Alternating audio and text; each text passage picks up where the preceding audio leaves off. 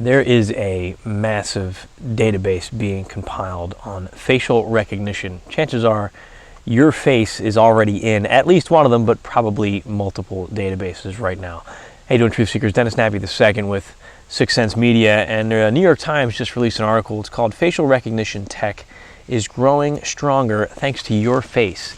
And the caption right at the very beginning says, the brainwash database created by Stanford University researchers contained more than 10,000 images at nearly 82,000 annotated heads.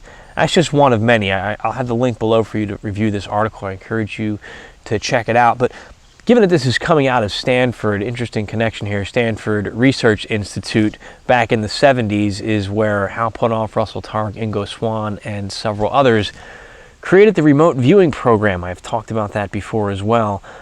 Basically using psychic data to gather intelligence that was later adopted and funded through the U.S. government. But what's interesting about this is just the size of this database. I'm going to read some of this article here. It says dozens of databases of people's faces are being compiled without their knowledge by companies and researchers, with many of the images then being shared around the world in what has become a vast ecosystem fueling the spread of facial recognition technology. Now, again, it's being spread around the world. Why would they spread this stuff around the world? No matter where you go, they're going to be able to identify your face. The world is changing, as I've talked about before, as I direct us to the crypto viewing team and some of the things that we talk about with the changing in commerce, the changing to the blockchain, to the digital currency, might have an impact on what we consider to be borders and the way the world is structured. Could that be a possibility? Could that be why this is being spread around the world? Just an interesting question there. Databases are pulled together with images from social networks, photo websites, dating services like OkCupid, and cameras placed in restaurants and on college quads. While there is no precise count on the data sets, privacy activists have pinpointed repositories that were built by Microsoft, Stanford University, and others, with one holding over 10 million images, while another had more than 2 million. This article goes on, is equally as interesting with every paragraph. I encourage you to check it out. But what are we doing here? We're watching massive amounts of data being compiled through a variety of ways. And you know, I used to have the stance, I still have the stance, you know, stay off of it, stay off social media, stay off of this, stay off of that. Is that really possible today? Can you function in a society that will be dependent upon things like facial recognition, a digital identity, passwords, social profiles? Can you survive by unplugging? Will you be able to interact with your bank account? Will you be able to conduct commerce in a society that is mostly digital? But what's the deeper implication here? I'm going to go a little off the deep end here, and here's a, not hiding it at all. I'm promoting my book, Food for the Archons, but it's relevant to what I'm talking about here. You've got this massive amount of data that's being collected. Enough data on almost everything that's currently in existence is being compiled and placed on things like the internet and clouds and servers and hard drives. They're generating a replica of this universe as we can see it and perceive it right now. Now, why is that interesting? Well, you have people like Ray Kurzweil and Elon Musk who are looking to connect your mind to the cloud in the very near future, to upload your mind to the cloud in the very near future. Will you have a choice, or will this be something that happens without us realizing it based on some other Wi-Fi technology that we're not even aware of yet? I don't know.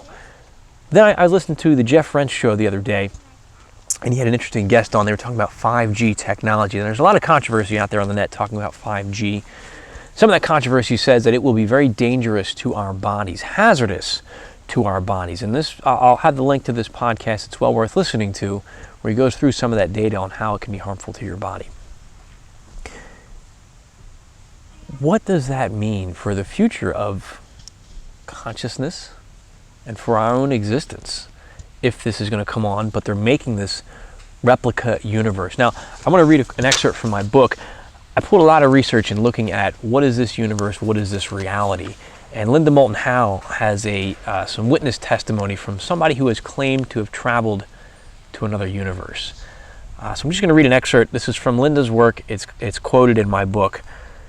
Jerry continues to explain, he, the other universe voice, told me that they were trying to understand their place within their universe And that is what they had discovered, is that they were inside someone else's universe, just like we were inside of theirs. He says it's just layers and layers, and there is very little that separates one from the other. So basically what he's saying is that universes exist within universes, and our universe might be a copy of somebody else's universe. Now, that sounds crazy, but then you see all the data that we are collecting right now. We have enough data to virtually create an entire other universe, a replica of us. And I have a lot of similar sources in here breaking that down, and it ties into Nick Bostrom's simulation argument. Nick Bostrom, I believe, is out of Oxford. And he says that there's a good chance that if a human species reaches a level of technological development, they will one day run ancestor simulations. And if that's the case, there's a higher probability that we are living in a simulation as opposed to being the base reality. Because if we create a simulation based on our reality, eventually that society within the simulation will create their own simulation, and so on and so on and so on, and it expands exponentially. Something to think about. I go deep into it in Food for the Archons. Yes, I'm giving a plug for the book. I hope you check it out. It's available for pre-order right now, signed copies, and on Kindle. sixcentsmedia.net/archons. The world is changing, my friends. Are you prepared?